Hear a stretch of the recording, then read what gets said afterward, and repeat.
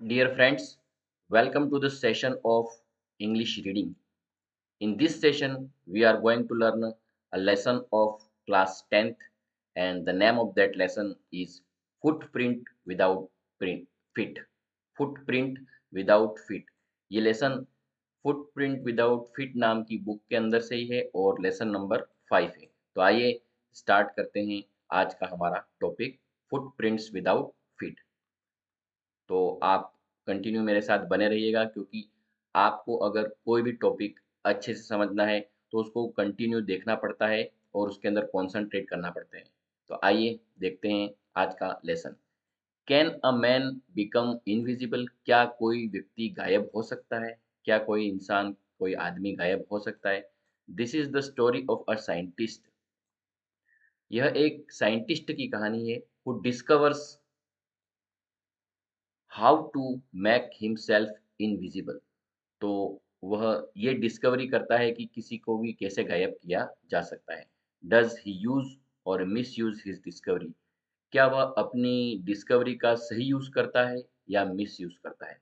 तो आइए रीड करते हैं इस लेसन को। Read and find out. इसके अंदर स्टार्टिंग में कुछ क्वेश्चंस भी दे रखे होंगे।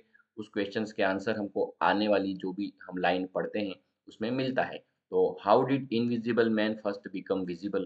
कि जो गायब आदमी था वो वापस कैसे दिखाई दिया? इनविजिबल मतलब गायब और विजिबल मतलब दिखाई देना। तो इनविजिबल जो गायब आदमी था वो वापस कैसे दिखाई दिया? Why was he wandering in the street? वह गलियों में क्यों इधर उधर घूम रहा था? तो यहाँ पर एक साइंटिस्ट की स्टोरी है जो कि गायब हो गया था और गायब होकर उसने क्या-क्या काम किए, अच्छे काम किए या बुरे काम किए। तो वो पूरा हम स्टोरी पढ़ने पर ही हमको पता चलेगा। तो आइए स्टार्ट करते हैं आज का हमारा topic.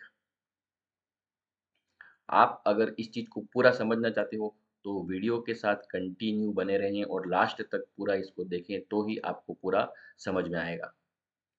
The two boys started in surprise at the fresh muddy imprints of a pair of bare feet। तो यहाँ पर सीन स्टार्ट होता है। Two boys started in surprise. दो लड़के सरप्राइज में हैं।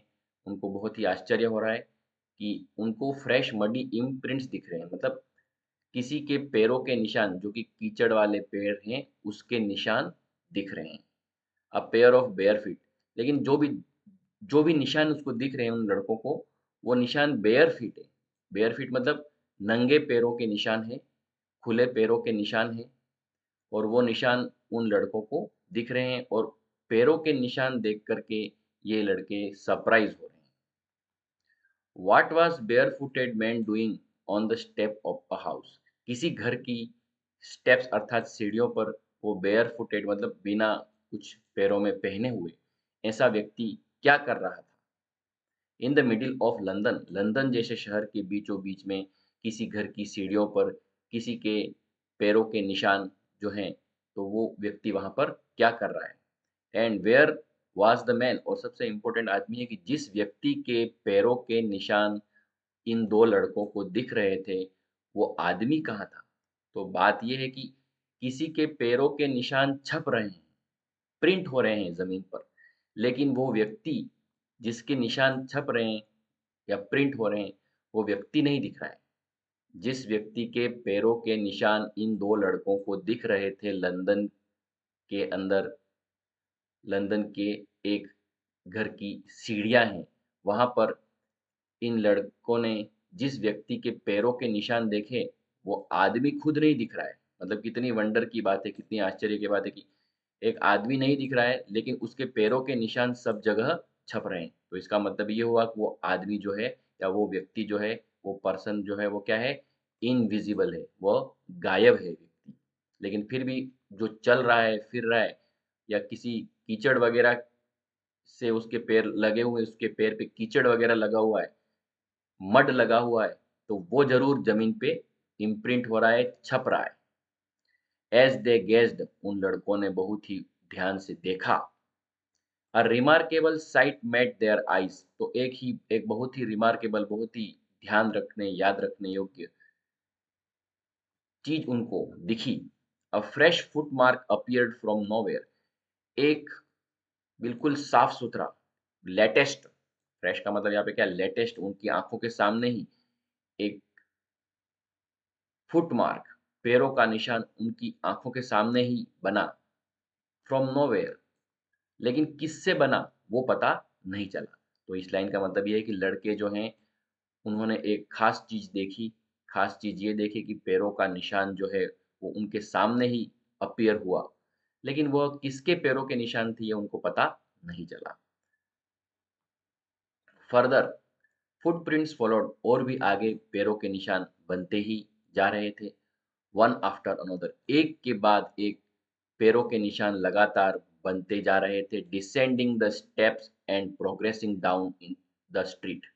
डिसेंडिंग द स्टेप्स मतलब सीढ़ियां उतर, मतलब पैरों के निशान है या किसी के निशान है, वो सीढ़ियां उतरते जा रहे हैं, और प्रोग्रेसिंग डाउन द स्ट्रीट, और गली के अंदर आगे बढ़ते जा रहे हैं। द बॉयज फॉलोड, लड़कों ने, जो दो लड़के थे वो, द बॉयज फॉलोड, लड़कों ने पीछा किया, फैंसीनेटेड, उनको बहुत ही, वो फैंसीनेटेड हो गए, मतलब उस पे अट्रैक्ट हो गए, उस चीज की तरफ ही उनका ध्यान जाने लग गया। फैंसीनेटेड, फैसिन फैसिनेटेड है ये, फैसिनेटेड लिखा है। तो लड़के उस चीज के लिए फैसिनेटेड हो गए, मतलब मोहित हो गए थे, उसकी तरफ ही उनका अट्रैक्शन लगातार बनता जा रहा था। द बॉयज फॉलोड, लड़के उस पैरों के निशान का पीछा कर रहे थे, until the muddy impressions became फेंटर and फेंटर, जब तक ये पैरों के निशान फेंट अर्थात हल्के नहीं हो जाते थे या धुंधले नहीं हो गए उनके लिए, तब तक इन लड़कों ने लगातार उन मडी इम्प्रेशन, कीचड़ वाले जो पैरों के निशान थे, उनका लगातार पीछा किया था। एंड एट लास्ट डिसअपियर्ड अल्टोगेदर, और बाद में तो एक साथ में ही जो पैरों के निशान आगे बनने वाले थे वो सभी निशान गायब हो गए। तो डिसअपियर्ड मतलब गायब हो जाना, अल्टोगेदर मतलब साथ में।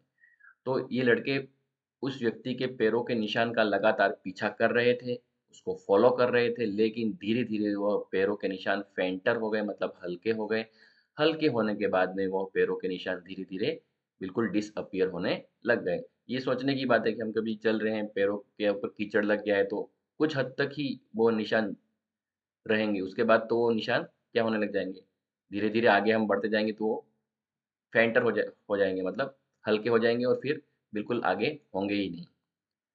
The explanation of the mystery was really simple enough, इस मिस्ट्री का या ये जो भी रहस्य था उसका एक्सप्लेनेशन बहुत ही सिंपल था, सिंपल बात थी ये। The bewildered boys had been following scientists who had just discovered how to make the human body transparent।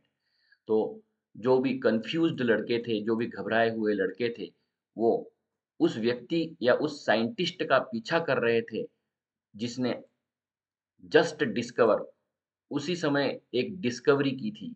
क्या डिस्कवरी की थी? How to make the human body transparent, किसी भी इंसान के शरीर को ट्रांसपेरेंट या आर पार कैसे बनाया जा सकता है, इस बात के ऊपर किसी साइंटिस्ट ने एक डिस्कवरी की थी, और ये डिस्कवरी के कारण ही ये जो भी साइंटिस्ट था वो घूम रहा था अपने आप को गायब करके।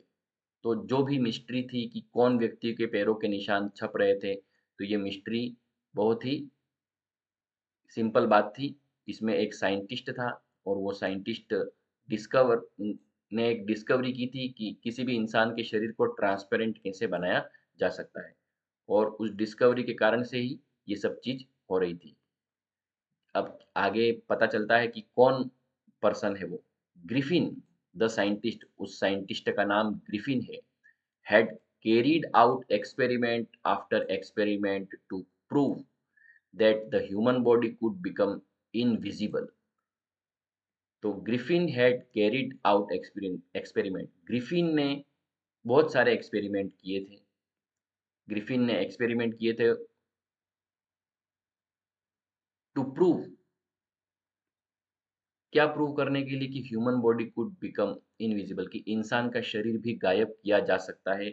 इस बात के ऊपर ग्रिफिन नाम के साइंटिस्ट ने एक, मतलब कई सारे एक्सपेरिमेंट किए थे। एक्सपेरिमेंट आफ्टर एक्सपेरिमेंट का मतलब होता है बहुत सारे एक्सपेरिमेंट किए थे कि इंसान के शरीर को इनविजिबल या गायब कैसे किया जा सकता है। Finally he swallowed finally he swallowed फिर लास्ट में वह स्वॉलो कर जाता है, मतलब निगल जाता है सर्टेन रेयर ड्रग्स, कुछ विशेष प्रकार की दवाई जो है वह ये साइंटिस्ट खा जाता है, and his body became as transparent as a sheet of glass. तो फिर उसका शरीर जो है वो एक ग्लास की शीट जैसे गायब हो जाता है। गायब तो क्या, ट्रांसपेरेंट हो जाता है, आर पार दिखने लग जाता है। उस साइंटिस्ट के शरीर के आर पार दिखाई देने लग जाता है, ऐसा उसका शरीर हो जाता है। It also remained solid as glass, लेकिन उसका शरीर ग्लास की तरह सॉलिड रहा। मतलब ग्लास के आर पार हम देख सकते हैं, लेकिन अगर ग्लास के पास जाएंगे या तो उसको टच भी कर सकते हैं, ऐसा उसका शरीर हो गया था। मतलब उसका शरीर गायब हो गया था, लेकिन गायब होने की टेक्निक क्या थी उसकी, आर पार दिखने वाला गायब व्यक्ति, लेकिन उसकी बॉडी सॉलिड थी, सॉलिड शेप में थी। मतलब वो हवा नहीं बन गया था। जैसे अपन ग्लास के आर पार देख सकते हैं, लेकिन ग्लास को जाकर टच भी कर सकते हैं, वैसे ही ये व्यक्ति गायब होता था। उसके ट्रा गायब था, लेकिन अगर कोई उसको चाहता तो टच ज़रूर कर सकता था। अगर उससे कॉन्टैक्ट में आता तो उसको टच किया जा सकता था, लेकिन वो व्यक्ति को हम देख नहीं सकते थे। इस तरीके से जो ग्रिफ़िन है, वह क्या हो गया था, डिसअपीयर हो गया था, ट्रांसपेरेंट ट्रांसपेरेंट हो गया था। ट्रांसपेरेंट होकर के वो डिसअपीयर हुआ है। ब्रिलियंट साइंटिस्ट दाओ ही वाज़, हालाँकि वह बहुत ही होशियार साइंटिस्ट था। Griffin was rather lawless person, लेकिन ग्रिफिन कैसा साइंटिस्ट था, वो लॉलेस था। लॉलेस का मतलब होता है कानून को नहीं मानने वाला, इलीगल काम करने वाला व्यक्ति था वो। साइंटिस्ट होना अच्छी बात है, लेकिन अपनी साइंस या अपनी जो भी नॉलेज है उसका यूज जो है वो गलत तरीके से करना एक सही सही काम नहीं है। लॉलेस पर्सन था वो, कि कानून नहीं मानता था, ऐसा व्यक्ति था। हिज लैंडलॉर्ड डिसलाइक्ड हिम, उसका जो मकान का मालिक था वो उसको नापसंद करता था, पसंद नहीं करता था, डिसलाइक करता था। And tried to eject him, और उसको उसके घर से निकालने की भी कोशिश की थी उसने। Force to leave the house, तो इजेक्ट का मतलब होता है किसी को किसी के घर से निकालने के लिए फोर्स करना। तो साइंटिस्ट जो कि जिसका नाम है ग्रिफिन, ग्रिफिन का मकान मालिक ग्रिफिन को डिसलाइक करता था, वह उसको उसके घर से निकालना चाहता था, और उसके लिए उसने कोशिश भी की थी। इन रिवेंज, और बदले बदले की भावना पैदा हो गई उसके अंदर, कि ग्रिफिन का मकान मालिक ग्रिफिन को घर से बाहर निकाल देना चाहता था, उसको वो कमरा खाली करवाना चाहता था। तो रिवेंज अर्थात बदला लेने की सोच के कारण से Griffin set fire to the house, तो ग्रिफिन ने उस घर में आग लगा दी थी। जिस घर में ग्रिफिन रेंट पर रहता था उस घर को ग्रिफिन ने आग लगा दी थी, क्योंकि ग्रिफिन का जो लैंडलॉर्ड है वो उसको डिसलाइक करता था और उसको उस घर से निकालना, इजेक्ट करना चाहता था। To get away without being seen he had to remove his clothes, कोई उसको देखे नहीं, इस तरीके से वह वहाँ से भाग जाना चाहता था। लेकिन उसके लिए उसने अपने कपड़े निकाले थे, क्योंकि इसका शरीर ट्रांसपेरेंट हो गया था, लेकिन अगर उसके शरीर पे अगर वो कपड़े पहनता, तो वो कपड़े सबको दिखते थे, वो शेप सबको दिखता था। तो भाग रहा था वो ग्रिफिन, लेकिन उसके कपड़े दिख रहे थे, इसके कारण से वो कपड़े रिमूव करते हुए भाग रहा था, कपड़े फेंकता जा रहा था और दौड़ता जा रहा था। दस इस प्रकार it was that he become homeless wanderer, इस तरीके से वह बेघर वेंडर अर्थात इधर-उधर घूमने वाला व्यक्ति बन गया था। मतलब इसका घर तो था नहीं, क्योंकि घर जिस भी जगह वो रह रहा था उसको तो वहाँ आग लगा के भाग आया था, और वहाँ से अब भाग रहा है और होमलेस हो गया है, और वेंडरर अर्थात इधर-उधर भटकने वाला व्यक्ति बन गया है। विदाउट क्लॉथ्स, अब वह कपड़े भी नहीं पहन रहा है। विदाउट मनी, इसके पास पैसे भी नहीं है, क्योंकि कपड़े पहनने पर वो दिखाई देने लगेगा। कैसे? कपड़ों के रूप में दिखाई देगा, मतलब कपड़े चलते फिरते हैं ऐसा दिखाई देगा सीन। तो विदाउट क्लॉथ्स रहता है वो, क्योंकि तभी वो ट्रांसपेरेंट रहेगा और किसी को नहीं दिखेगा, लेकिन जैसे ही वो क्लॉथ्स पहन लेगा तो क्लॉथ्स दिखने लग जाएंगे, इसलिए विदाउट क्लॉथ्स रहता है। विदाउट मनी, पैसे भी उसके पास नहीं है, क्योंकि पैसे रखने का भी कोई उसके पास कुछ है ही नहीं। क्वाइट इनविजिबल, और वह बिल्कुल गायब रहता है, क्योंकि उसने कपड़े भी नहीं पहन रखे हैं, उसके पास कोई पैसे भी नहीं है। until he happened to step home until he happened to step in some mud। तो यह गायब ही था, मकान मालिक के घर को आग लगा के आ गया था, गायब ही था, लेकिन दिखा कब? जब उसने मड अर्थात कीचड़ वाली जगह पर कहीं पे पैर रखा, तो उसके बाद से वह दिखने लग गया था। कैसे दिखने लग गया था? उसके पैरों के निशान दिखने लग गए थे, वो तो नहीं दिखेगा।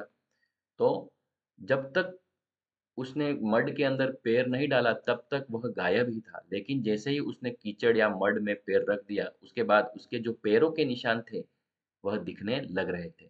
Left foot print as he walked, जैसे ही वह चल रहा था उसके पैरों के निशान पीछे छूटते जा रहे थे। तो यहाँ पर जो स्टार्टिंग में ये बताया है कि दो लड़के कहीं गली में जा रहे थे और उनको पैरों के निशान दिखे, तो वो पैरों के निशान इस साइंटिस्ट के थे, जो कि अब बिना कपड़ों के और बिना पैसों के गायब होके इधर-उधर घूम रहा है और वह अपने मकान मालिक के घर को आग लगा करके आया था। तो ये ध्यान रखना है कि स्टोरी कहाँ से चालू हो रही है, लेकिन उसका लॉजिक, उसका जो भी सस्पेंस है वो यहाँ पता चल रहा है कि पैरों के जो निशान बताए जा रहे हैं कि पैरों के निशान किसके थे, तो वो इस साइंटिस्ट के थे। क्यों पड़ रहे थे? क्योंकि वह कपड़े नहीं पहन सकता था, कपड़े पहनने पर उसके कपड़े दिखने लग जाते थे, वो ट्रांसपेरेंट था। तो उसके पैरों के जो निशान थे, वह कीचड़ में पैर पड़ने के कारण से दिख रहे थे। तो ये दो लड़के उसी साइंटिस्ट का पीछा कर रहे थे। आपको पूरा लेसन ध्यान से समझना है, क्योंकि अगर आप पेशेंस के साथ सुनोगे और समझोगे तो ही ये समझ में आएगा, क्योंकि कोई भी वर्क है उसको अच्छे से करना हो या पूरा समझना हो तो हमको उसके ऊपर पूरा फोकस करना पड़ता है। He escaped easily enough from the boys who followed his footprints in London. He escaped मतलब वह बच निकला, भाग गया, वह उन दोनों लड़कों से, द बॉयज आ गया, पहली बार में हमको टू बॉयज लिखा था, अब बार बार द बॉयज लिखा हुआ है, मतलब वह दो लड़के हैं। अब हमेशा तो नहीं आएगा, बाद में तो कुछ और आगे स्टोरी चलेगी। He escaped easily enough from the boys who followed his footprints in London. Scientist है, वो उन लड़कों से तो बहुत आसानी से बच निकला जो कि उसके पैरों के निशान का पीछा कर रहे थे। But his adventures were by no means over, लेकिन किसी भी तरीके से उनके जो एडवेंचर हैं या उसकी जो भी हरकतें हैं वो अब कभी खत्म होने वाली नहीं थी। He had chosen a bad time of the year to wander about London without clothes. इस साइंटिस्ट ने जो समय चुना था वो बहुत ही खराब समय था, साल का बहुत ही खराब समय उसने चुना था लंदन की गलियों में बिना कपड़े घूमने का। It was mid winter. तो बुरा समय क्यों था? क्योंकि यह मिड विंटर था। ठंड की सीजन में तो इंसानों को कपड़े पहनने की जरूरत पड़ती है, अगर कोई ठंड में ही कपड़े निकाल दे तो उसके लिए रहना बहुत मुश्किल हो जाएगा। द एयर वॉज बीटरली कोल्ड, हवा बहुत ही ज्यादा ठंडी थी। ही could not do without cloth, वह कपड़ों के बिना नहीं रह सकता था।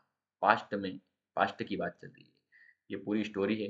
ही could not do without cloth, तो ग्रिफिन है बिना कपड़ों के नहीं रह सकता था। क्यों नहीं रह सकता था? बिकॉज मिड विंटर, विंटर की सीजन है और बिटरली कोल्ड, बहुत ज्यादा ठंड पड़ रही है। Instead of walking about the street, गलियों में घूमने के बजाय, इंस्टीड मतलब किसी के बजाय, तो instead of walking about the street, गलियों में घूमने के बजाय, he decided to slip into a big London store for warmth. तो गलियों में घूमने के बजाय ही डिसाइडेड, उसने तय किया, टू स्लिप, टू स्लिप का मतलब यहाँ पर है अंदर जाना या कहीं पे जाना, to slip into a big London store, big London store for warmth, गर्मी के लिए उसने ये तय किया कि वह एक बहुत बड़े लंदन का स्टोर था, बहुत बड़ी लंदन की कोई दुकान थी, मॉल जैसा कुछ भी, तो उसके अंदर वह चला जाता है। तो गर्मी से, ठंड से बचने के लिए उसने लंदन के एक बिग स्टोर में एंट्री कर ली, वहां पे वह चला गया। क्लोजिंग टाइम अराइव्ड, अब दुकान या उस स्टोर के बंद होने का समय आ चुका था, मतलब स्टोर खुला था तब वह अंदर घुस गया था। अब उसको कोई देख तो पाएगा नहीं क्योंकि वो डिसअपियर्ड है, मतलब ट्रांसपेरेंट है, गायब है, इनविजिबल है, उसको देख नहीं पाएगा कोई भी। तो क्लोजिंग टाइम अराइव्ड, दुकान को बंद करने का समय आ चुका था। And as soon as the doors were shut, जैसे ही दरवाजे बंद कर दिए गए थे, Griffin was able to give himself the pleasure of clothing and feeding himself without regard to expense. जैसे ही उस दुकान के दरवाजे बंद कर दिए गए थे, ग्रिफिन एबल हो गया था। ग्रिफिन अब दुकान बंद हो जाती है, अंदर कोई रहेगा ही नहीं, स्टोर बंद हो गया, अंदर कोई रहेगा ही नहीं।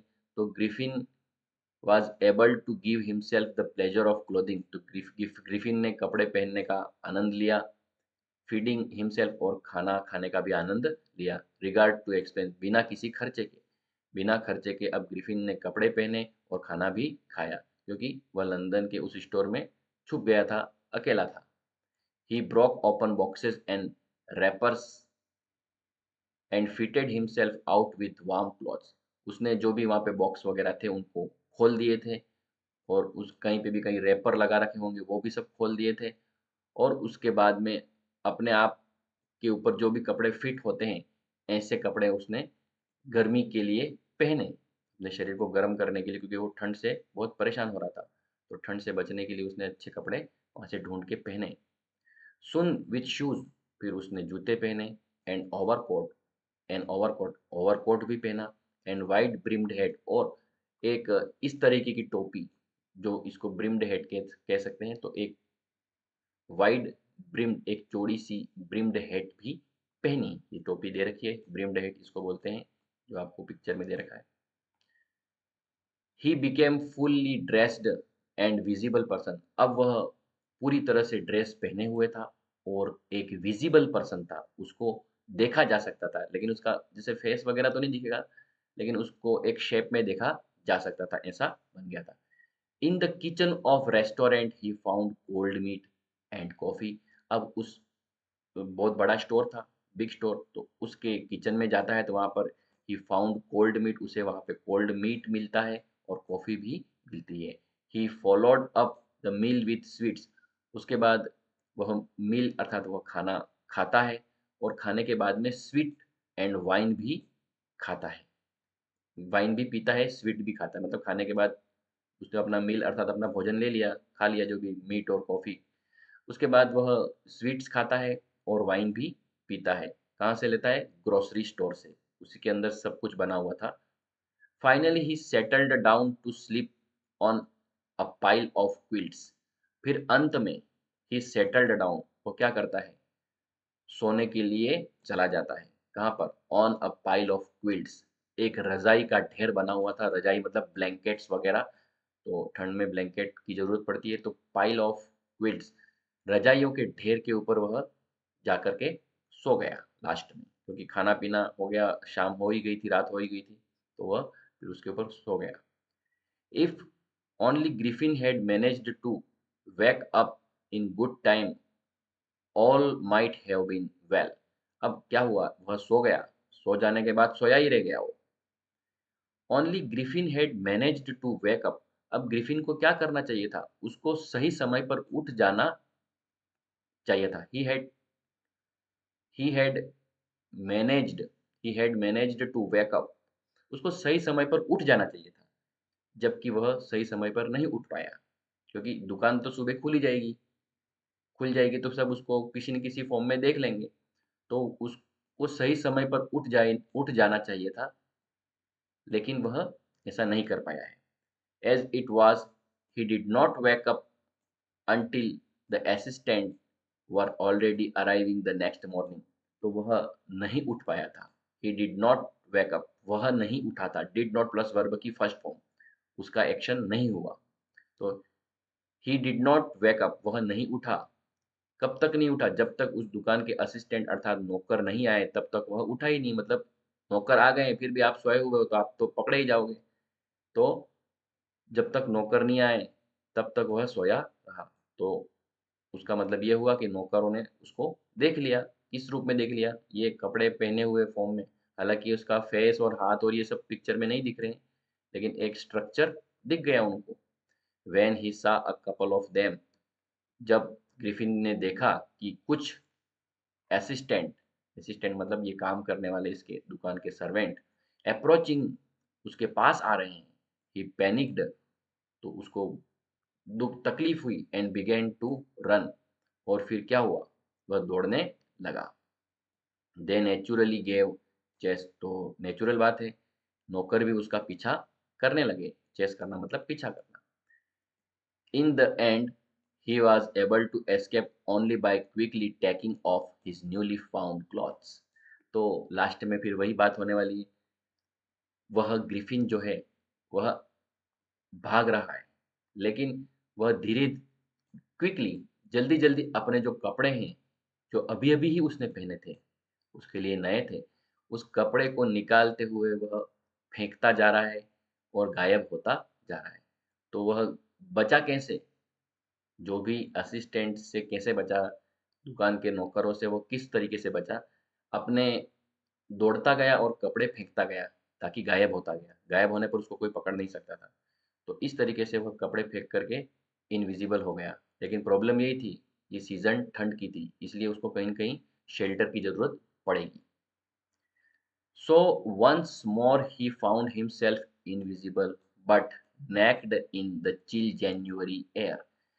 तो एक बार वापिस वह इनविजिबल हो गया, अर्थात गायब हो गया, बट नेक्ड, लेकिन वह कैसा था, उसके ऊपर कोई शरीर पे कपड़े नहीं थे।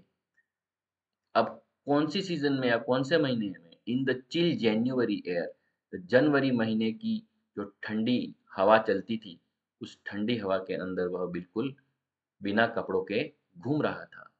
हालांकि वो इनविजिबल था, लेकिन इनविजिबल होने से उसको ठंड से नहीं बच पा रहा था वो, क्योंकि कपड़े नहीं पहने थे। तो चिल जनवरी का महीना है, ये याद रखना है आपको। मिड विंटर बोला ही है पहले, लेकिन यहाँ पे जनवरी का मंथ भी मेंशन किया है।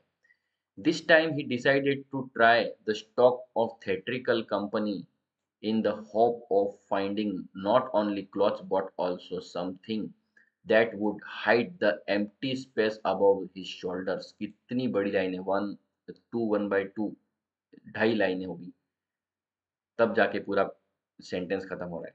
तो this time he decided to try stock of theatrical company. अब यहाँ से तो चला गया बिग स्टोर वाला, लंदन स्टोर वाला काम, तो एपिसोड खत्म हो गया। अभी एक थिएट्रिकल कंपनी में जाता है, जहाँ पर वो एक्टर वगैरह ड्रामा करने के उनके मेकअप का सामान वगैरह होता है। ऐसी थिएट्रिकल कंपनी के अंदर जाने का उसने डिसाइड किया था, in the hope of finding not only clothes. वहां पर वो कपड़े ही नहीं चाह रहा था, but also something that would hide the empty face. अब यहाँ पर वो कपड़े तो चाहिए ही थे, लेकिन साथ में उसको और क्या चीज चाहिए था, कुछ और मटेरियल भी चाहिए था। इसलिए थिएट्रिकल कंपनी का नाम लिखा है। थिएटर, थिएटर में मेकअप के कई तरीके के सामान मिल सकते हैं, ठीक है। तो वह जो है वो थिएट्रिकल कंपनी में क्यों गया, क्योंकि उसको कपड़े भी चाहिए थे, साथ साथ दूसरी चीजें भी चाहिए थी, ताकि वह अपना एम्प्टी फेस, ताकि वह जो अपना चेहरा है, जो बिल्कुल ब्लैंक दिखता था, कैसा ब्लैंक दिखता था आपको पहले पिक्चर में बताया, ऐसे दिखता था। तो इस तरीके का जो एम्प्टी फेस है उसका, जो बिल्कुल नहीं दिखे ऐसा खाली चेहरा है, और उसके जो शोल्डर्स और उन सब मतलब शोल्डर्स से ऊपर जो उसका चेहरा है वो उसको छुपाना था। उसके लिए वो दूसरा कुछ सामान वहाँ पे ढूँढने के लिए थिएट्रिकल कंपनी में गया था। शिवरिंग विथ कोल्ड, ठंड से वह काँप रहा था। ही हरीड टू ड्रूरी लेन, तो वह ड्रूरी लेन नाम की जगह पर तेजी से गया। The centre of theatre world, जो ड्रूरी लेन एड्रेस है वो किस चीज के लिए फेमस है, सेंटर ऑफ थिएटर वर्ल्ड। जो भी थिएटर होते हैं, थिएटर का मतलब होता है एक्टर जहाँ पर स्टेज का ड्रामा करते हैं, शूटिंग करते हैं, या जैसे कपड़े अलग अलग तरह के चेंज करके अपने अपने रोल प्ले करते हैं। तो ऐसे ही थिएट्रिकल जो थिएटर वर्ल्ड था वहां पे चला गया। तो थिएटर वर्ल्ड का एड्रेस कहाँ पे है, ड्रूरी लेन नाम की जगह पर वह गया था। ही सुन फाउंड सुटेबल शॉप, उसको वहां पर एक बहुत ही सुटेबल दुकान मिल गई थी। ही मेड हिज वे, उसने अपना काम किया। इनविजिबल, वह गायब था। अपस्टेयर्स, वह ऊपर दुकान पे चढ़ गया। Came out a little letter wearing bandages round his forehead. अब अंदर चला गया, तब उसको कोई देखने वाला नहीं रहेगा, क्योंकि तब वह इनविजिबल था। अब क्या होता है कि वह अपस्टेयर्स ऊपर चढ़ जाता है, फिर केम आउट, फिर उस दुकान से बाहर आता है। लेकिन उस समय उसने क्या वेयर कर रखा था, वेयरिंग बैंडेजेस, उसके फॉरहेड, जो फॉरहेड वाला हिस्सा है, सिर के जो ऊपर वाला हिस्सा है, उन सभी जगह पर क्या कर रखा था उसने, बैंडेज बांध रखी थी, डार्क ग्लासेस, और आंखों से उसको देखना तो जरूरी था, लेकिन आंखें दुनिया को नहीं दिखानी थी क्योंकि आंखें उसकी गायब थी। वो दुनिया को देख पा रहा था, लेकिन उसकी आँखों को दुनिया नहीं देख पा रही थी, तो वो एक खाली खोखली जगह दिख रही थी।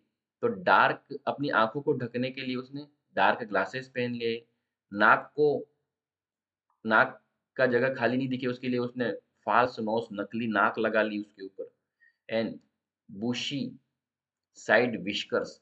और साइड व्हिस्कर्स का मतलब होता है जैसे कि ये चेहरे के इस तरह से बाल या बहुत बड़े-बड़े, तो ऐसी मूंछें भी उस कई बार उसमें मूंछें भी शामिल रहती है, लेकिन इस तरह से कोई व्हिस्कर्स होती हैं, जो हेयर ऑन मेन्स फेस, किसी भी व्यक्ति के चेहरे की साइड पे बहुत सारे बाल होते हैं, तो उस तरीके से उसने बहुत ही बुशी मतलब मोटे जो व्हिस्कर्स हैं, बाल हैं, जो कि hair on men's face, men के जो चेहरे के ऊपर साइड्स में बाल होते हैं, इस तरीके से बाल भी उसने नकली ले लिए, एंड अ लार्ज हेड, एक हैट, एक बड़ी हैट भी उसने ले ली, to escape without being seen, बिना देखे ही वहां से वह गायब हो जाना चाहता था, भाग जाना चाहता था। He callously attacked the shopkeeper from behind, तो जिस दुकान से वह उसने सामान चोरी किया था, अब उस दुकान का जो शॉपकीपर है वो तो उसको भागते हुए मतलब कपड़ों को भागते हुए देख ही लेगा निकलते हुए, या पूछेगा ही सही। तो उस शॉपकीपर को इसने क्या किया, पीछे से अटैक किया। कॉलस कैलसली का मतलब होता है कैलसली का मतलब होता है बेरहमी से। तो बेरहमी से उसने उस शॉपकीपर के ऊपर अटैक कर दिया, वो भी बिहाइंड, पीछे से। After which he robbed him of all the money he could find. अब इस दुकान वाले पे उसने अटैक कर दिया और उसके बाद उस दुकान में जो पैसे थे वो उसने क्या कर दिए, रॉब कर लिए, मतलब लूट लिए। ही कुड फाइंड, जितने भी पैसे वो वहां से चोरी कर सकता था वो पैसे ग्रिफिन ने उस थिएटर की कोई शॉप थी जहाँ पे मेकअप से रिलेटेड सामान मिलता था, वहां से वो पैसे उसने चोरी कर लिए उस पर अटैक करके। अब उस स्टोरी के अंदर अगली बातें बहुत सारी आती हैं। Why does Mrs hall find the scientist eccentric, Mrs hall का भी कोई आगे केस आने वाला है, ये क्या केस है वो हम आगे पढ़ेंगे तो पता चलेगा। और इसके पहले भी हमसे कुछ क्वेश्चंस पूछे गए थे, उन क्वेश्चंस का आंसर आपको अब मिल ही गया होगा कि why wandering in the streets और ये सारी बातें। तो अगले क्वेश्चंस हमको क्यूरियस करते हैं अगला पैराग्राफ रीड करने के लिए। तो why does Mrs hall find the scientist eccentric, Mrs hall नाम की औरत को यह साइंटिस्ट सनकी क्यों लगा, मतलब अजीब सा बिहेव करने वाले व्यक्ति। What curious episode occurs in study, study मतलब किसी के घर का कोई ऑफिस जैसी जगह, तो स्टडी नाम की जगह या ऑफिस में क्या घटना घटी, एपिसोड क्यूरियस एपिसोड मतलब कोई भी अजीब सी घटना घटना। तो इसकी स्टडी में अजीब सी घटना क्या घटी। What other extra ordinary things happen at the in, और इन का मतलब होता है कोई सराय या होटल जैसी जगह। तो सराय या होटल जैसी जगह पर कोई एक्स्ट्रा ऑर्डिनरी बात या कोई एक्स्ट्रा ऑर्डिनरी घटना क्या घटी, ये तीनों बातों का आंसर हमको तब मिलेगा जब हम आगे के पैराग्राफ्स को रीड करेंगे। तो eager to get away from crowded London, तो भीड़ भरे लंदन शहर से जाने के लिए वो बहुत ही ईगर हो गया था, उत्सुक हो गया था।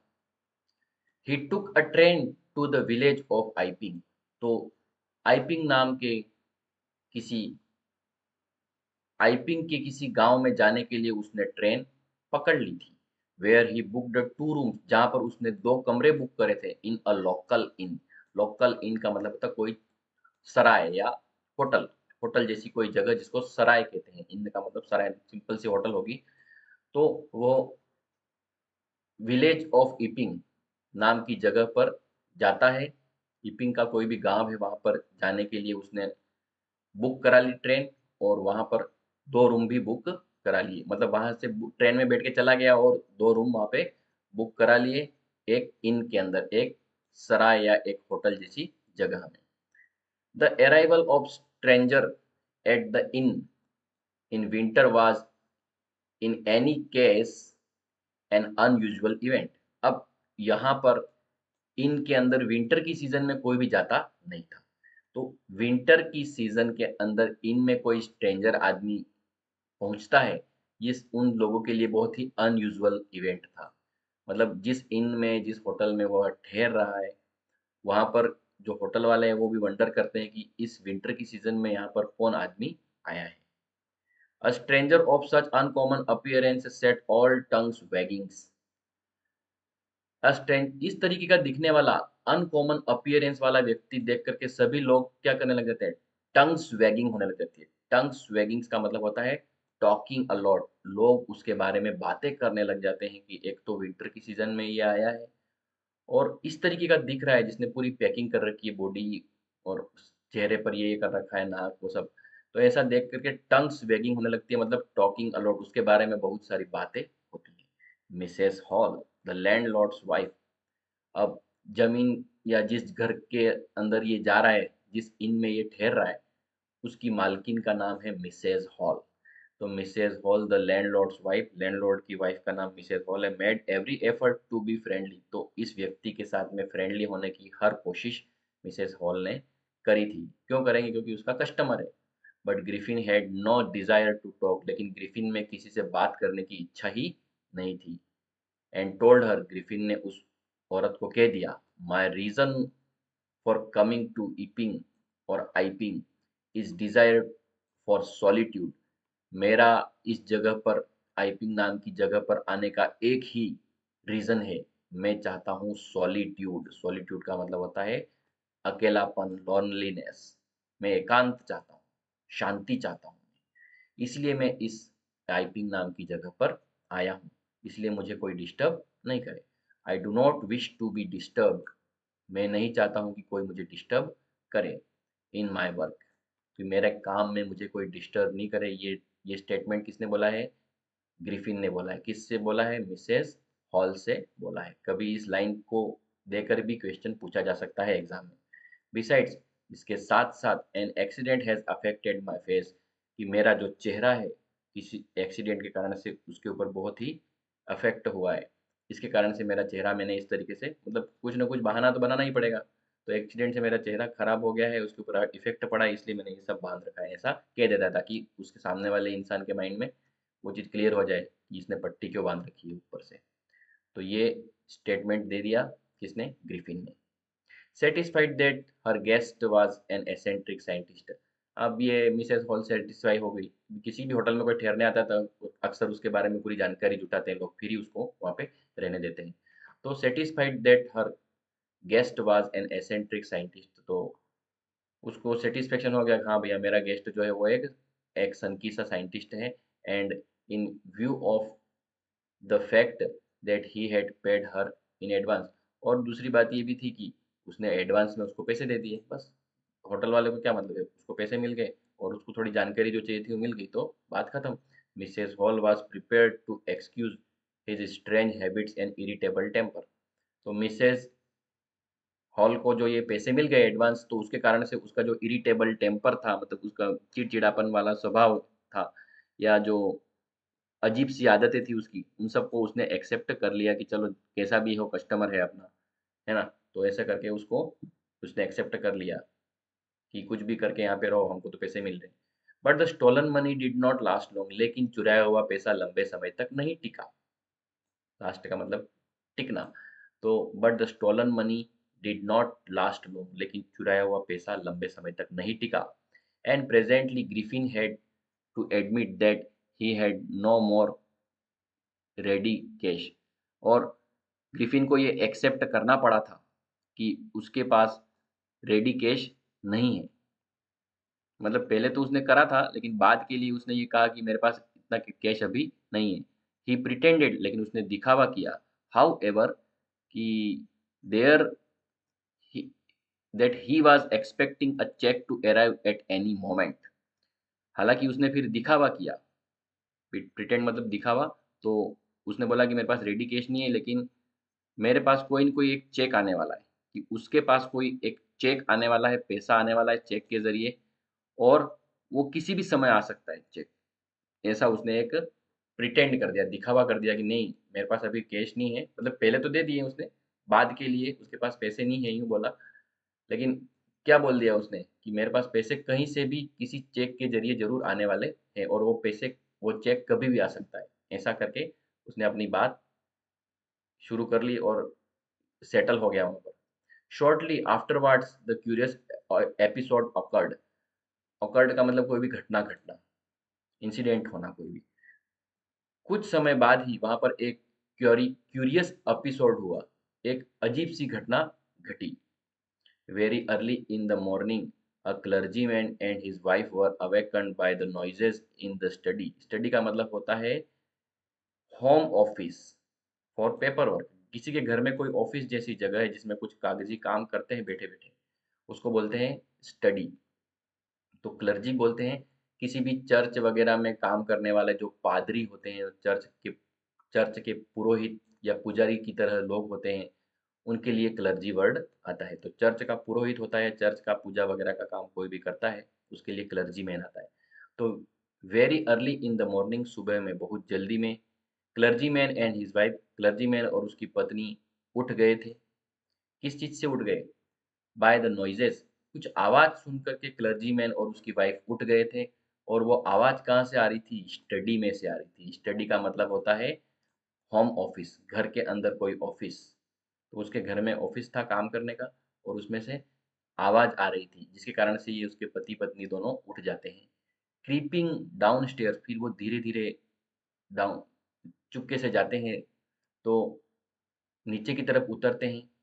दे heard the chink of money, उन्होंने पैसे की आवाज़ सुनी, सिक्कों की खन-खन सुनी। तो पैसे भी जब पैसे या सिक्के टकराते हैं तो चिंक की आवाज़ आती है। तो chink of money being taken from the clergyman's desk, उन्होंने ये आवाज़ सुनी कि कोई उनकी डेस्क से पैसे हैं, वो जो है वो क्या कर रहा है? ले रहा है। ऐसी आवाज़ उन्होंने सुनी और वो डाउन स्टेयर उतरते हुए उन्होंने वो आवाज़ सुनी। सीढ़ियों में नीचे की तरफ उतरते हुए उन्होंने आवाज़ सुनी कि उनके कोई पैसे जो हैं उसको वहाँ से डेस्क से कोई ले रहा है, ऐसी आवाज़ उन्होंने सुनी। और चिंक ऑफ मनी मतलब सिक्कों की आवाज़, सिक्कों की खन-खन, ये सब। विदाउट मेकिंग एनी नॉइज़, बिना कोई आवाज़ किए हुए, with a poker grasped firmly in his hand, उसने पोकर लिया हाथ में। पोकर का मतलब होता है metal stick for moving wood in the fire. जैसे ठंडे देश हैं ये, ठंडे देश की कहानी है, तो आग जो होती है, किसी जगह आग लग रही है, उसको आग को कभी कभी कुछ मूव करना होता है तो एक मेटल की स्टिक रखते हैं वहां पे, तो उसको बोलते हैं पोकर। आग को मूव करने के लिए या आग की लकड़ियों को थोड़ा मूव करने के लिए जो स्टिक होती है उसको पोकर बोलते हैं, जो मेटल से बनी हुई होती है। तो ये क्लर्जी जो है या क्लर्जी मैन है, वह बिना किसी आवाज किए चुपके से जाता है। ग्रेस्प मतलब हाथ में पकड़े हुए, फॉर्मरली मतलब बहुत टाइट, पोकर मतलब एक स्टिक, इसकी डेफिनेशन लिख दी है मैंने, metal stick for moving wood in a fire. तो पोकर हाथ में लेकर के चुपके से जाता है, इन हिज हैंड अपने हाथ में लेकर के। The clergyman flung open the door, और क्लर्जीमैन जो है वो दरवाजा जोर से ओपन करते हैं। फ्लंग ओपन द डोर, तो वो तेजी से दरवाजा खोलते हैं। सरेंडर, और इस तरीके का वर्ड बोलते हैं, सरेंडर कर लो मतलब वो डराने के लिए बोलेगा ना, सरेंडर कर लो मतलब वो जो भी हो सामने आ जाओ, ऐसा क्लर्जीमैन बोलता है। किसको बोलता है? जिस किसी की भी आवाज़ वहाँ से आ रही है उसके ऑफिस में से।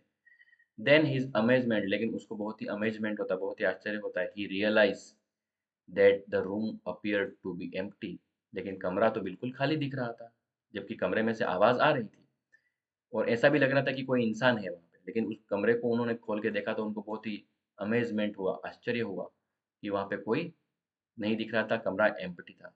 ही and his wife looked under the desk, वह और उसकी पत्नी ने डेस्क के नीचे देखा। बिहाइंड द कर्टन्स, पर्दों के पीछे भी देखा। कर्टन्स मतलब पर्दे, उसको यवनी का भी कहते हैं, लेकिन ये बहुत टिपिकल हिंदी है, यही समझ लो पर्दे। तो पर्दे के पीछे भी देखा। इवन अप इन चिम अप द चिमनी, वहां पे चिमनी लगी हुई थी कोई, तो चिमनी है, वहाँ जहाँ से धुआं वगैरह निकलता है ऐसी जगह होगी। तो चिमनी है वहाँ पर भी देखा। There wasn't a sign of anybody, वहाँ पर किसी का भी होने के कोई सबूत उनको नहीं मिला। Yet the desk had been opened, फिर भी डेस्क खुली हुई थी।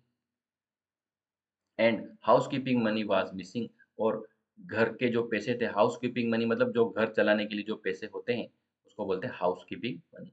तो घर चलाने के लिए जो पैसा उन्होंने वहां पर डेस्क में रखा हुआ था वो मिसिंग था, वो पैसा गायब था।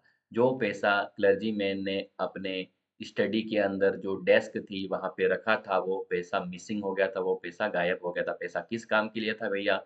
हाउस कीपिंग के लिए वो पैसा था, और वो पैसा गायब हो गया था। एक्स्ट्रा ऑर्डिनरी अफेयर, अजीब सा मामला है। The clergyman kept saying for the rest of the day, clergyman ने यही बात दिन भर वह कहता रहा कि ये तो गजब हो गई है, गजब की घटना घट गई है।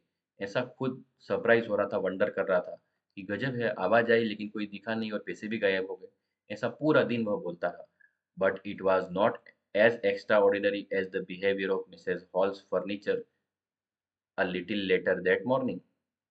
लेकिन उसके बाद एक और चीज होती है जो कि और एक्स्ट्रा ऑर्डिनरी चीज होती है, जिसके आगे जो पहले वाली घटना तो कुछ भी नहीं है। इट वॉज नॉट एज, ये पहले वाली चीज तो एक्स्ट्रा ऑर्डिनरी थी सही, लेकिन अब जो दूसरी घटना घटेगी मिसेस हॉल के वहां पर, और मिसेस हॉल के जो फर्नीचर जो है उसके अंदर, जो फर्नीचर का बिहेवियर जो है, मतलब फर्नीचर कुछ करेगा, ये चीज है वो और भी एक्स्ट्रा ऑर्डिनरी बात होगी। तो क्लर्जीमैन की जो इंसिडेंट है उस इंसिडेंट से भी ज़्यादा एक्स्ट्रा ऑर्डिनरी इंसिडेंट होने वाली है कहाँ पर? मिसेस हॉल के फर्नीचर के द्वारा कुछ न कुछ एक्टिविटी होगी, वो भी मॉर्निंग के समय में ही। तो वो और भी ज़्यादा एक्स्ट्रा ऑर्डिनरी बात थी। अब क्या बात थी वो हम इसमें पढ़ते हैं। The landlord and his wife were up very early, ये लैंडलॉर्ड और उसकी वाइफ दोनों ऊपर गए। एंड वर सरप्राइज्ड टू सी, और उनको दोनों को बहुत ही आश्चर्य हुआ, that scientist door wide open, की साइंटिस्ट का दरवाजा खुला हुआ है। Usually it was shut and locked, अक्सर इस साइंटिस्ट का दरवाजा बंद और ताला लगा हुआ रहता है। लेकिन अभी यह जब ऊपर गए तो साइंटिस्ट का दरवाजा खुला हुआ था, और वाइड ओपन है मतलब ज़्यादा खुला हुआ है। seemed and he was furious if anyone entered his room, अब साइंटिस्ट का दरवाजा खुला हुआ है तो दूसरी बात ये है कि साइंटिस्ट के कमरे में वहाँ पे कोई जाता भी नहीं था, क्योंकि वो फ्यूरियस हो जाता था, मतलब ये वायोलेंट हो जाता था या गुस्सा हो जाता था।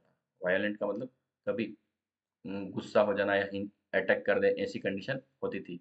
तो ऐसा गुस्से वाला आदमी था scientist. He was furious if anyone entered his room, उसके कमरे में कोई घुसता तो उसको गुस्सा आ जाता था।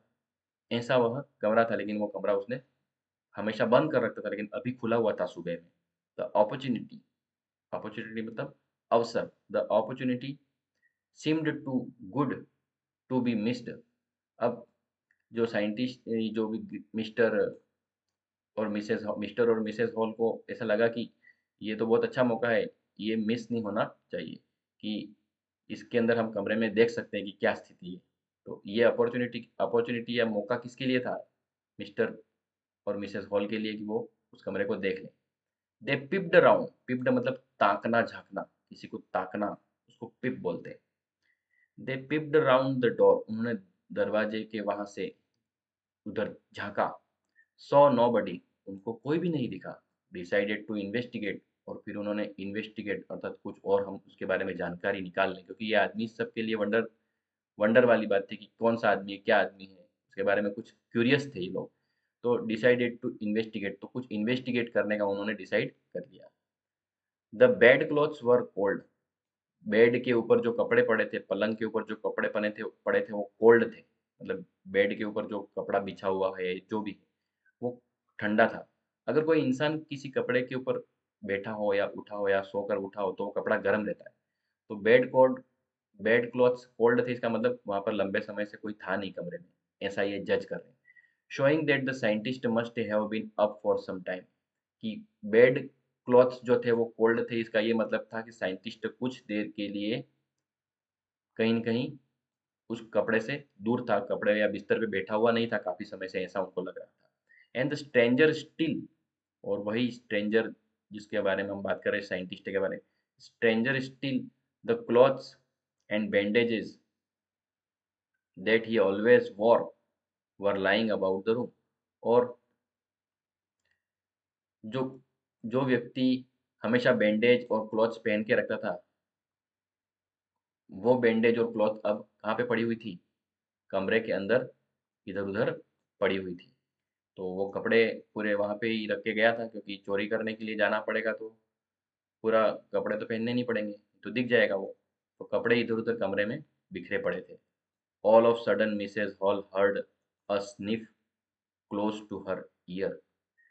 अचानक से ही मिसेस हॉल जो है, उसके कानों के पास स्निफ सुनाई दी उसको। स्निफ का मतलब सांस चलने की आवाज़, या कोई सूंघ रहा हो, ऐसी आवाज़ उसको सुनाई दी। मिसेस हॉल अंदर कमरे में उधर चली गई है। अब क्या होता है, उसके कानों के पास किसी की सांस लेने की आवाज़ सुनाई देती है। स्निफ कर रहा है, कोई सूंघ रहा है, ऐसी आवाज़ सुनाई देती है। अ मोमेंट लेटर, कुछ एक क्षण बाद, the head on the bed post lift up and dashed itself into her face. अब एक जो अ मोमेंट लेटर, एक क्षण बाद में, the head on the bed post, बिस्तर का कोई खंबा होता है बिस्तर के साइडों में इस तरीके से, तो बेड पोस्ट के ऊपर जो टोपी पड़ी हुई थी, हेड पड़ी हुई थी, वो हेड उछली और उसके चेहरे पर आकर गिर गई। बेड पोस्ट के ऊपर टोपी पड़ी थी, हेड पड़ी थी, वो उछल करके उसके चेहरे पर, मिसेस हॉल के चेहरे पर आकर गिर गई। Then the bedroom chair became alive, फिर बेडरूम के अंदर जो चेयर थी, वो चेयर अलाइव अलाइव हो गई। मतलब चेयर नॉन लिविंग थिंग है, अब चेयर हिलने डुलने लग गई, यूं हुआ, अलाइव हो गई। स्प्रिंगिंग इनटू द एयर, वह हवा में चली कुर्सी, और उछल करके उसके ऊपर सीधी आ गई। तो हवा में कुर्सी सीधी मूव होकर के उसके ऊपर आ गई, और उसके पैरों तक गिरी। लेग फॉरमोस्ट मतलब उसके पैरों तक आकर गिर गई, ऐसी हवा में कुर्सी उछल के उसके पास में आई। As she and her husband turn away in the terror, डर के मारे वह और उसका हस्बैंड दोनों ही जैसे ही जाने लगे, an extra ordinary chair pushed them, तो चेयर ने उनको दोनों को पुश किया, मतलब धक्का मारा। Both out of the room, दोनों को कमरे से बाहर उस चेयर ने उनको निकाल दिया। मतलब चेयर ने इन दोनों को धक्का मार के कमरे से बाहर निकाल दिया। And then appeared to slam the lock slam and lock the door after them, और उसके बाद बहुत ही ताकत से, स्लैम का मतलब बहुत ही ताकत से, फिर उस कमरे का जो दरवाजा है, वो क्या हुआ, बंद कर दिया। Lock the door after them, मतलब कुर्सी के जरिए किसी ने कुर्सी पकड़ी और कुर्सी के जरिए उन दोनों को धक्का मार के कमरे से बाहर निकाल दिया। और बहुत ही स्लैम के साथ में, स्लैम का मतलब होता है बहुत ही स्क्वैश, ताकत से दरवाजा बंद कर दिया। तो बेड पोस्ट पे पड़ी हुई टोपी जो थी, वो उनकी तरफ आकर उसके चेहरे पर औरत की गिरी। कुर्सी एलाइव हो गई, फिर कुर्सी हवा में उछल करके उन दोनों उस औरत के पैर में जा गिरी। उसके बाद उसी कुर्सी से उस हस्बैंड और वाइफ दोनों जो हैं, उनको पुश करके वहाँ कमरे से बाहर निकाल दिया, और ज़ोर से ताकत के साथ में दरवाज़ा बंद कर दिया। तो आप सोच ही सकते हो कि इसके पीछे कौन होगा, क्योंकि ग्रिफिन साइंटिस्ट ही इस कमरे के अंदर है, और वह किसी को टच नहीं करना चाहता है, इसलिए वो इस चेयर का यूज़ करके उन दोनों को धक्का मार के बाहर निकाल रहा है, ताकि उनको ये महसूस नहीं हो कि कोई इंसान उनको टच कर रहा है। तो चेयर का यूज़ करके उन दोनों को धक्का मार के वहाँ से निकाल दिया, और कमरा उन्होंने, उस साइंटिस्ट ने बंद कर दिया, ग्रिफिन ने बंद कर दिया। लेकिन मिसेस हॉल को पता नहीं चलेगा कि क्या हो रहा है। Mrs hall almost fell down the stairs इन हिस्टेरिस। हिस्टेरिस का मतलब जैसे मिर्गी आ जाती है, ऐसा, मत बेहोश हो जाए, ऐसी कंडीशन हो जाती है। तो mister Mrs hall almost fell down the stairs इन हिस्टेरिस, तो मिर्गी आ जाती है, उस तरीके से मिसेस हॉल जो है, कोई दौरा पड़ गया हो उसको, ऐसे ही वह गिर जाती है। सीढ़ियों से। शी वॉज कन्विंस्ड, उसको बिल्कुल भरोसा हो गया था, that the room was haunted by spirit, उसको भरोसा हो गया था कि ये इसका कमरा जो है हॉन्टेड है, कोई न कोई आत्माएँ वगैरह इस कमरे के अंदर विज़िट करती हैं, ऐसा उसको महसूस हो गया। And that the stranger had somehow caused this to enter into the furniture, और जो स्ट्रेंजर है, वो किसी तरीके से ये जो फर्नीचर है इसके अंदर घुस गया है। कोई स्ट्रेंजर जो है, वो इस फर्नीचर के अंदर, वो स्ट्रेंजर उसके लिए शब्द काम में ले रखा है, जो ग्रिफ़िन है उसके लिए, कि कोई स्ट्रेंजर है जो कि इस फर्नीचर के अंदर घुस गया है और वो फर्नीचर को इधर-उधर घुमा रहा है, दौड़ा रहा है, ऐसा उनको लगा। मतलब फर्नीचर के अंदर कुछ न कुछ है, तो फर्नीचर चल रहा है, ऐसा उसको महसूस होने लग गया। My poor mother used to sit in that chair, मेरी बेचारी माँ उस चेयर पे बैठा करती थी। जो चेयर से ही उनको धक्का मार के निकाल दिया, उसके बारे में क्या कह रही है मिसेस हॉल, कि बेचारी मेरी माँ जो थी, वो उस चेयर पे बैठा करती थी। शी मोन्ड, उसने बोला, to think it should rise up against me now, अब ये चेयर जिस पे मेरी माँ बैठा करती थी, वही चेयर ही मेरे खिलाफ या मेरे सामने की तरफ मेरे पे अटैक करने आ गई, मेरे सामने उठ के आ गई। The feeling among the neighbours was that trouble was caused by witchcraft, neighbour लोग जो थे, पड़ोसी लोग थे, उनके अंदर भी एक बात फैल जाती है कि यहाँ पे विचक्राफ्ट है, यहाँ पे कोई जादू-टोना हो गया है, उसके कारण से ऐसा चल रहा है। बट विचक्राफ्ट और not, when news of burglary at the clergyman's home became known, लेकिन विचक्राफ्ट है या नहीं, इसके बारे में कब पता चलता है? When the news of burglary at the clergyman home became known, जब क्लर्जीमैन के घर पे चोरी हो जाती है, ऐसी बात पता चल जाती है, और वो चोरी कितनी अलग तरीके से हुई थी, ये बात पता चलती है, तो और अलग बात सामने आती है। The strange scientist was strongly suspected of having had a hand in it, जब पहले तो ये विचक्राफ्ट की बात करते हैं, लेकिन फिर बोलते हैं कि विचक्राफ्ट है या नहीं है, इसके बारे में कब उनको और क्लियर होता है, जब उनको पता चलता है कि क्लर्जीमैन के घर पे चोरी हो गई है, और क्लर्जीमैन के घर पे चोरी हो गई है, वो बिल्कुल अलग तरीके से चोरी हुई है। तो सबका शक जो है वो किसके ऊपर आता है? साइंटिस्ट के ऊपर आने लग जाता है। पहले तो जादू-टोना मान रहे थे, लेकिन जैसे ही बर्गलरी की बात पता चलती है, चोरी की बात पता चलती है क्लर्जीमैन के घर पे, तब उनको ऐसा लगता है कि इस काम के पीछे भी, ये जो कुर्सी वाला मामला है या फर्नीचर वाला मामला है, उसके पीछे भी इस साइंटिस्ट का ही हाथ होगा, ऐसा उसके ऊपर स्ट्रांगली सब सस्पेक्ट करने लग जाते हैं, शक करने लग जाते हैं। सस्पिशियंस ग्रू इवन स्ट्रॉन्गर, अब ये शक और भी मजबूत हो जाता है। He suddenly produced some ready cash, क्योंकि वह, ये शक जो है वो और भी स्ट्रांग हो जाता है। कैसे हो जाता है?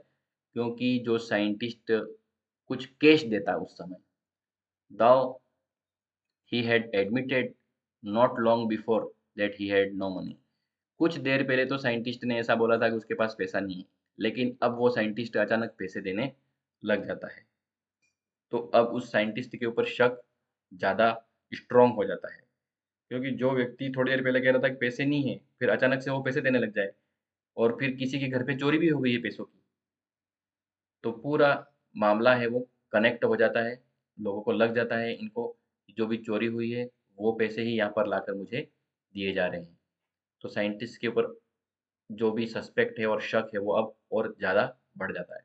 The village constable was secretly sent for, चुपके से विलेज का जो भी कांस्टेबल है, पुलिस वाला है, उसको चुपके से बुला लिया गया था, उसको बुलावा भेज दिया गया था। Instead of waiting for constable, constable का वेट करने के अलावा, मतलब इंस्टीड मतलब की जगह पर, कांस्टेबल का वेट करने की जगह पर, Mrs Hall went to scientist, Mrs Hall है वो साइंटिस्ट के पास जाती हैं, who had somehow mysteriously appeared from the empty bedroom, अब वह बिल्कुल आश्चर्य मिस्टीरियस तरीके से, एक रहस्यमय तरीके से वह उस खाली बेडरूम में से अपीयर होता है। मतलब मिसेस हॉल को लगता है कि यार इसके अंदर कोई है ही नहीं कमरे में, लेकिन अचानक से उसके अंदर से आदमी निकल रहा है। जब वो देखने जाती है तो कोई नहीं मिलता है, और फर्नीचर उसको धक्का मार के बाहर निकाल देता है। लेकिन फिर थोड़ी देर बाद पता चलता है कि उस कमरे में से कोई आदमी निकला। तो मिसेस हॉल जो है, उसको बहुत ही अलग बात लगती है।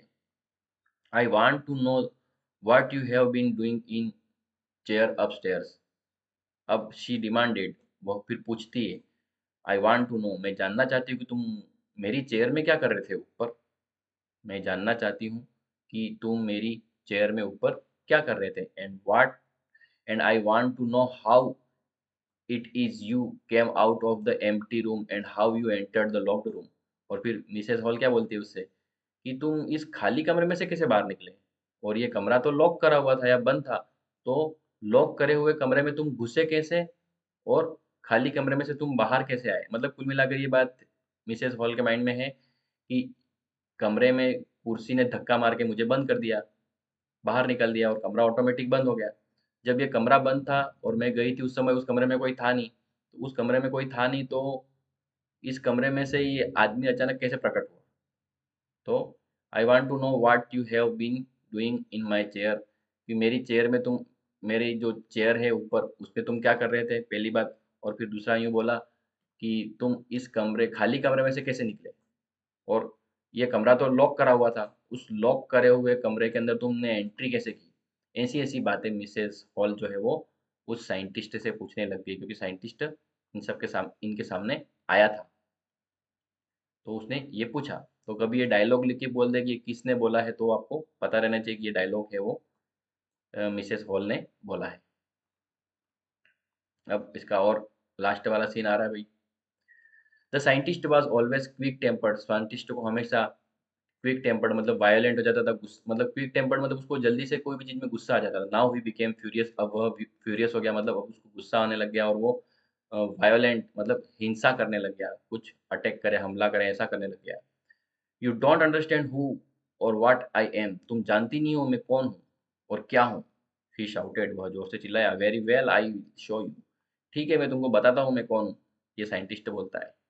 Suddenly he through of bandages, अचानक ही वह अपनी बैंडेजेस है वो फेंकने, अचानक ही उसने अपनी बैंडेजेस फेंकी। सेकंड फॉर्म है, थ्रो की सेकंड फॉर्म थ्रू है। अचानक उसने अपनी बैंडेजेस फेंकी। विस्कर्स जो पहन रखी थी साइड में, जो भी ये बाल वगैरह वो फेंके। स्पेक्टेकल्स जो चश्मे पहन रखे थे, ग्लासेस, वो भी उसने फेंक दिए। इवन नोज जो नकली नाक पहन रखी थी वो भी फेंक दी। तो समझ जाओ भैया वापस वही काम करने वाला है, गायब होने का खेल खेलने वाला है।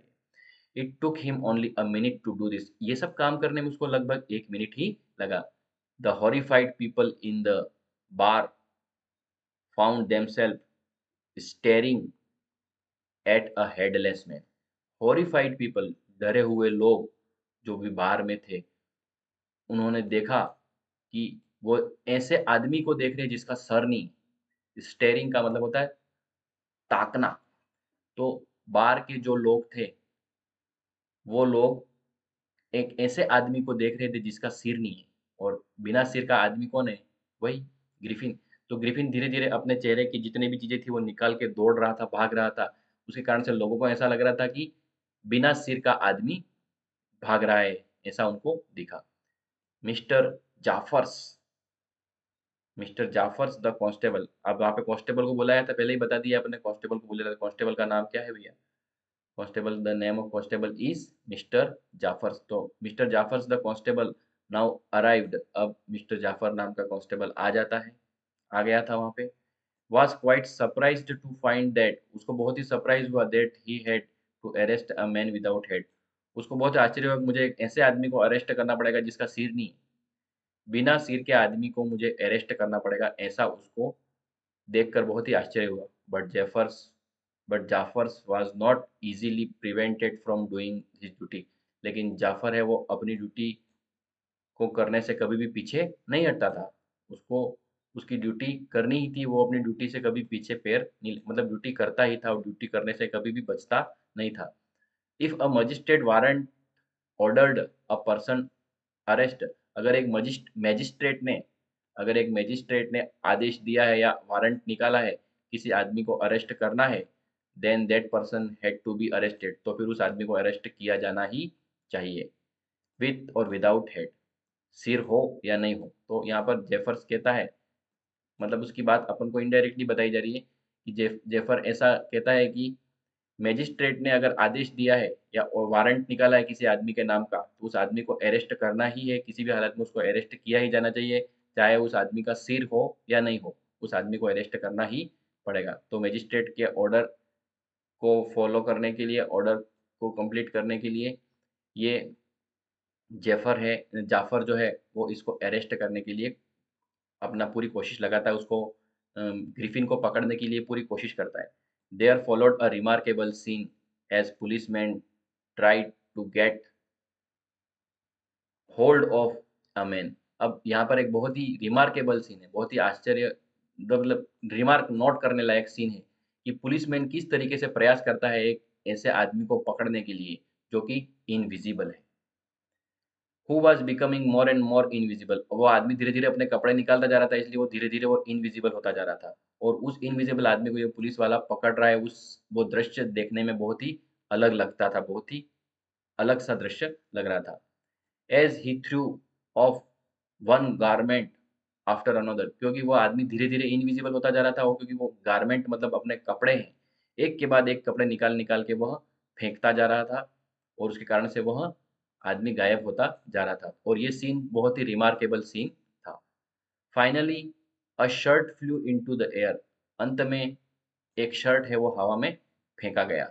मतलब सब कपड़े निकाल दिए, शर्ट उसने लास्ट में निकाला। And the constable found himself struggling with someone he could not see. और कांस्टेबल उस व्यक्ति से लड़ रहा था जिसको वो देख नहीं पा रहा था। मतलब कांस्टेबल अपनी ड्यूटी कितने अच्छे से कर रहा है कि वह एक गायब आदमी से लड़ाई कर रहा है और उसको पकड़ने की कोशिश कर रहा है। Some people tried to help him. कुछ लोगों ने उसको मदद करने की कोशिश भी की, कांस्टेबल की, but found themselves hit by the blows. लेकिन जो लोग इस कांस्टेबल की मदद करने गए उनको भी ब्लोज पड़े, उनको भी मुक्के वगैरह कुछ पड़े।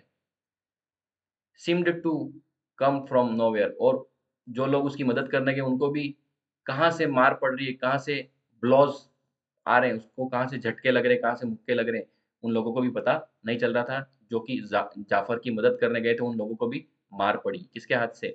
जो इनविजिबल साइंटिस्ट ग्रिफिन था उसके हाथ से उनको ब्लोज पड़े, मतलब उनको मार पड़ी।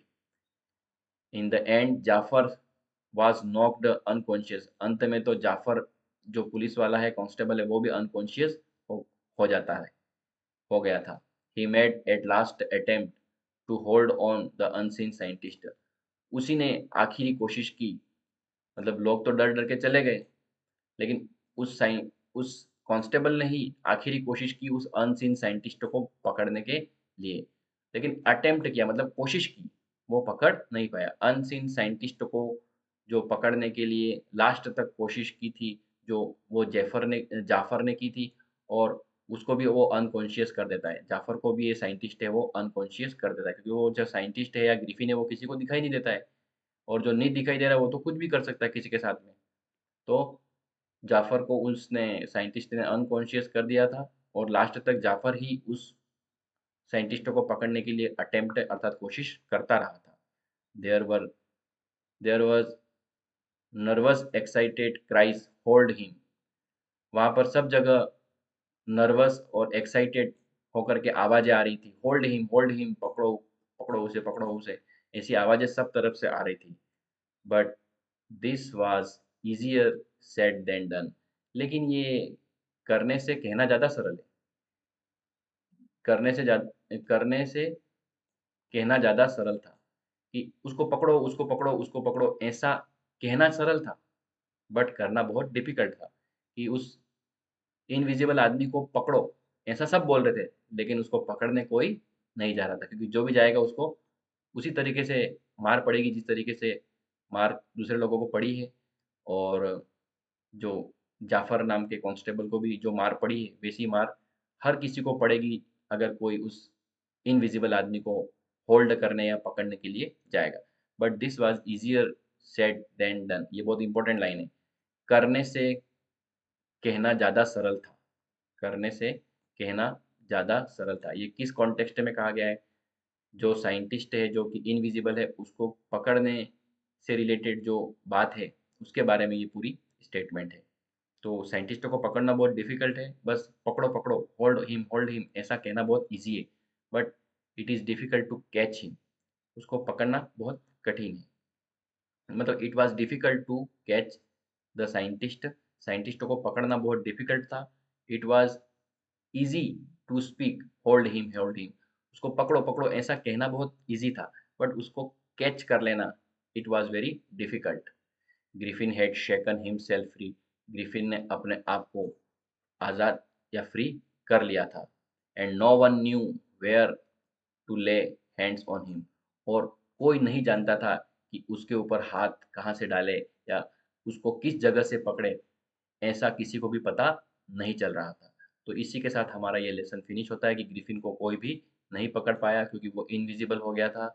एच जी वेल्स ने ये लेसन लिखा है और इस लेसन में ये बताया है कि किस तरीके से एक साइंटिस्ट है वो इनविजिबल हो जाता है और इनविजिबल होकर के कोई रेयर ड्रग्स खा करके वो इनविजिबल होता है और किसी के भी हाथ नहीं आता है और लास्ट तक भी वो सीन बना रहता है कि वो अपना जो भी डिस्कवरी की है, उसने जो भी कुछ अलग से बनाया है, उस चीज़ का मिसयूज़ करता है। Griffin was rather lawless person comment, ये क्वेश्चन है, बहुत अच्छे से आपको प्रिपेयर करना है कि किसी भी कानून को वो मानता नहीं था। How would you assess Griffin's as a scientist, आप ग्रिफिन को किस तरीके का साइंटिस्ट मानते हो, ये भी एक क्वेश्चन है। और सारी इंपॉर्टेंट बातें जो भी आपके हैं तो सब उसको आपको कंप्लीट करना है।